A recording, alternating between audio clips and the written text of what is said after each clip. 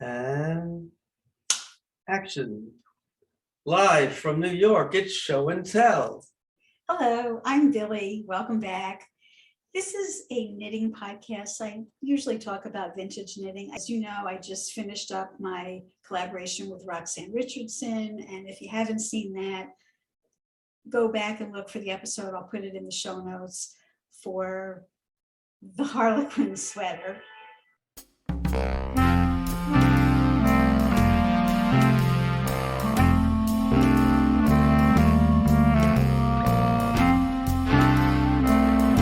I thought I'd bring you up to date on my progress on my V-back tee. I'll insert a picture here. I actually tried it on last night.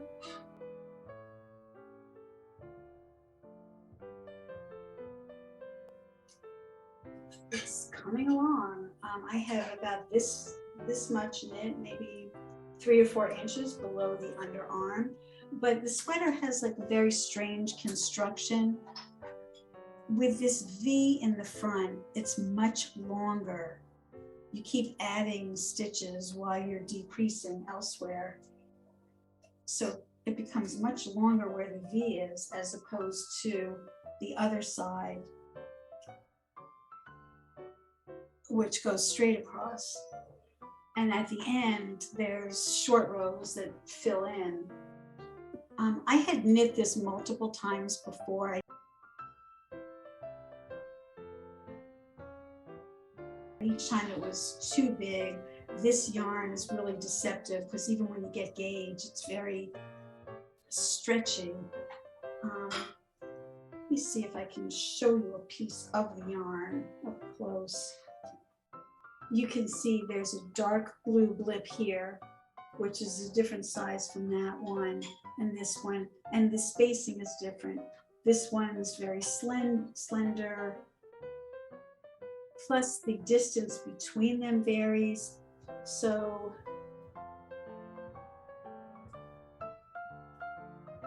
it's very erratic. It's really hard to get a gauge like this because it's different all over the place. Even though I took an average, I still was way off. Anyway, I had ripped this out partially. I'm ripping it as I'm knitting onto my current one. When I got to the place where I had sleeves coming out, I had to unravel the sleeves before I could continue unraveling the yoke. So I now have 2 balls of similar size and also similar pattern.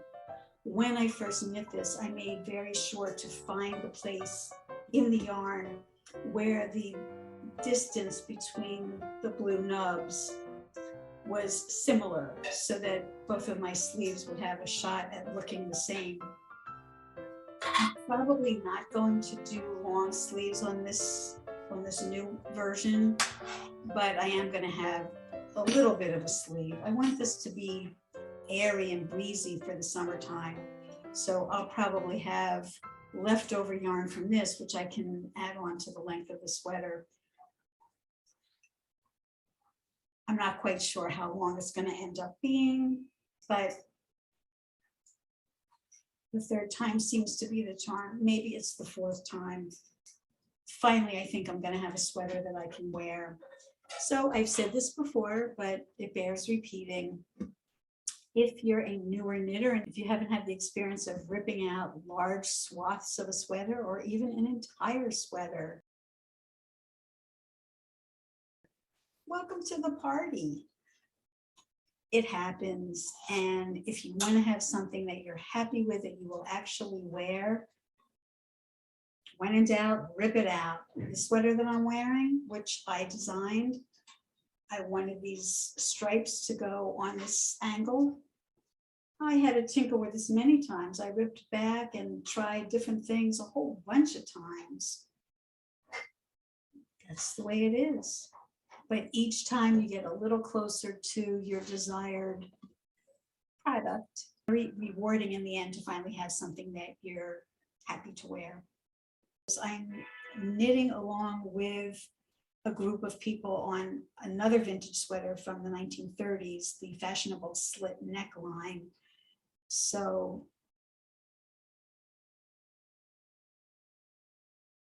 you'll see more of that in future episodes, but today, just a few little things I wanted to talk about. So here we go.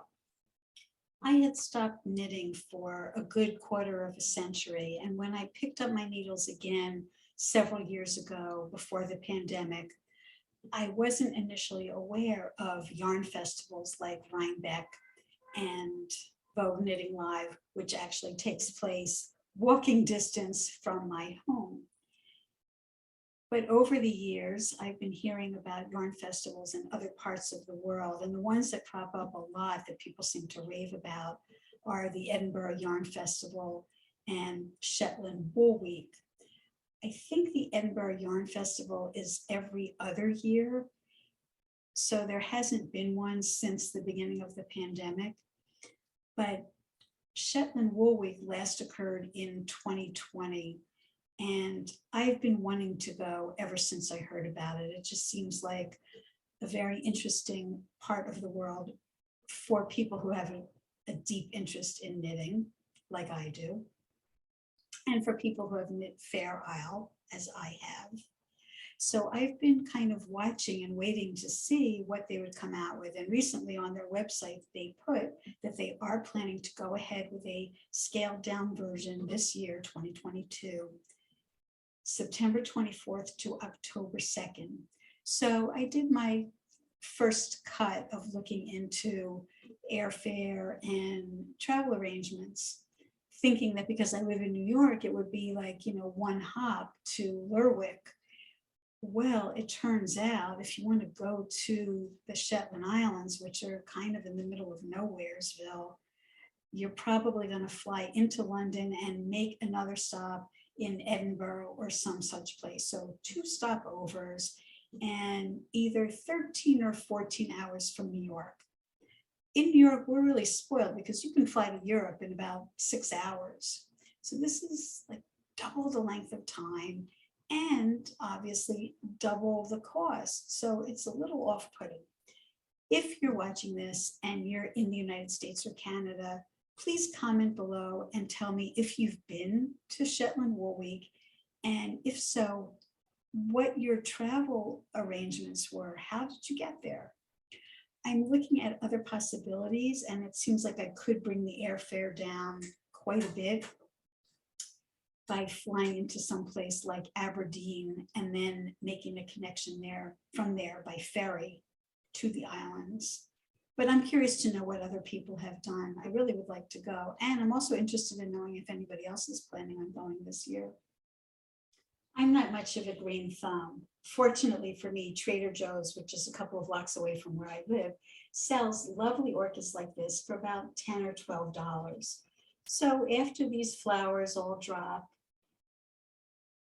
it might not be too many more months, maybe 6, 8, 10 months before leaves like this start to shrivel up, especially in the winter time. The heat is on, it's very dry, but they're so affordable that I usually end up ditching them. I have a friend who calls herself the orchid whisperer because she's always reclaiming dead orchids that people in her apartment building cast aside, and she's able to revive them. So I've been looking online and I've tried to find pointers, and I've listened to some of her advice, and really I had a big surprise. This is one of the ones that I've all but killed. The leaves are droopy and leathery looking, but it did grow a new leaf. So I continued to feed it and water it. And I forgot about it. And it looked like nothing was happening. A couple new roots are growing. But all of a sudden the other day, I turned it and there was this thing that I had not noticed.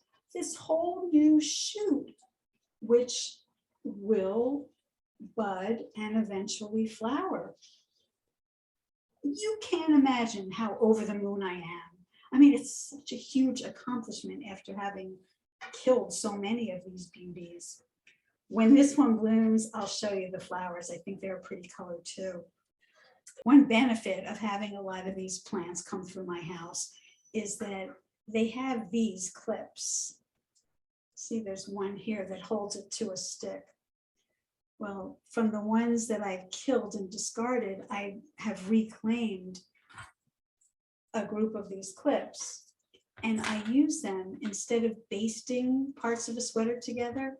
I just clip the edges of a sweater together or clip the sleeves into the body. And they're really great. They go through the yarn, they don't rip anything. They're a very practical thing to have. So maybe that's a good hack for some of you out there. If you have a Trader Joe's near you, buy the orchids and save the clips.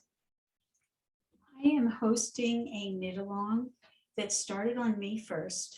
There have only been 2 gatherings of the group on Zoom. Both of those have been recorded. So if you're somebody who would still like to jump in and join us, you could catch up by watching these videos. Information is in the show notes below on how to go about joining us. And the sweater that we're knitting is called the Fashionable Slit Neckline. And I could put a picture here for you to see it.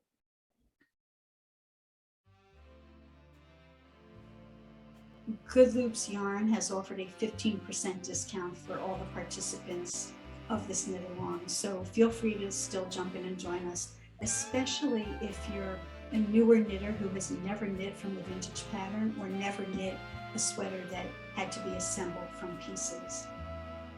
Love to have you. In a recent podcast, I had said that I had never seen a vintage pattern that was knit from the top down. And I just wanted to say that one of my viewers, Sophie, who's also been a guest on my show and is a terrific vintage knitter, corrected me. She has actually knit some things that the instructions were to knit top down. And she said mostly she's seen it in raglan sweaters. So if you are a vintage knitter and if you have seen patterns that are knit from the top down, please put in the comments below what those patterns are. I'm very curious to see them. Thanks.